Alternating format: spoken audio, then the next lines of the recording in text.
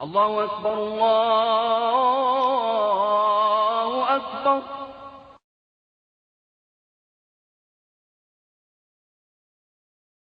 Venons-en au dossier de cette édition consacrée à la décision prise par 30 à 70 000 personnes en France de se convertir à l'islam.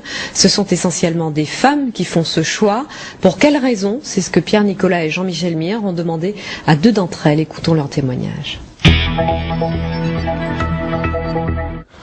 Géraldine est fière. Fière d'être bretonne, fière d'être française et fière d'être musulmane. Aujourd'hui, quand elle se promène avec ses enfants dans cette cité de l'Essonne, c'est la mosquée qui l'attire, plus l'église. Avant, lors des journées mondiales de la jeunesse, elle lançait des hurrahs au pape, la croix au cou. Pied de nez au Vatican, c'est le 15 août dernier, jour de l'Assomption, qu'elle a finalement choisi d'embrasser l'islam. Elle n'a eu qu'une phrase à prononcer. La ilaha illallah wa Muhammad Rasoul Allah. Excusez-moi pour l'arabe, encore un peu de mal. Il n'y a qu'un seul Dieu et Muhammad est son prophète. Son sens de l'orientation, elle en rigole, est aussi approximatif que son arabe, mais elle s'applique. Et là je suis évidemment inversée. Donc, cette boussole spéciale indique la Mecque. Donc il faut suivre cette direction-là pour la prière.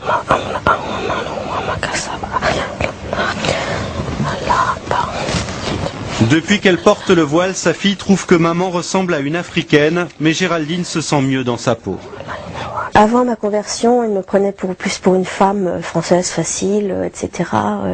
On va dire vraiment quelqu'un qu'on va draguer et c'est tout. Depuis que j'ai le voile et que je suis musulmane, je suis une femme qu'on respecte et une sœur. Géraldine l'avoue, elle a besoin de règles et l'islam lui en donne. Par exemple, elle ne touche plus aux bouteilles sur son frigo. Un regret ? C'est plus quand je mange, par exemple, un plat typique qu'on a l'habitude de mettre de servir avec un vin rouge, ou même les huîtres que j'ai mangées dimanche sans muscadet, c'était un petit peu tristounet finalement, puis c'est bien passé avec le citron. La conversion de Valérie est plus ancienne. Élève brillante, doctorante, elle a franchi le pas il y a 2 ans. On ne peut pas dire que ses parents ont mal réagi, mais ce n'était pas non plus le fol enthousiasme dans sa famille. Je dirais pas que ça les a intéressés.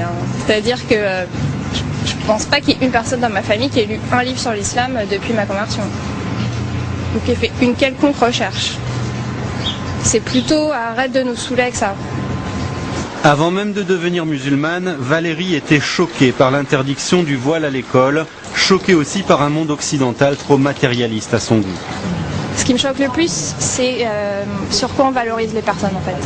C'est bien si on est compétitif sur le marché, même si on est un peu requin, un peu filou, arnaqueur, c'est pas grave, si on est compétitif, si on sait se vendre, tout est une question de commerce, il n'y a plus que ça. Quand l'occasion se présentera, Valérie épousera un musulman. Le Coran, de toute façon, ne lui laisse guère le choix. S'ils ont des enfants ensemble, elle les éduquera selon les valeurs de l'islam, libre à eux de choisir leur religion quand ils seront majeurs.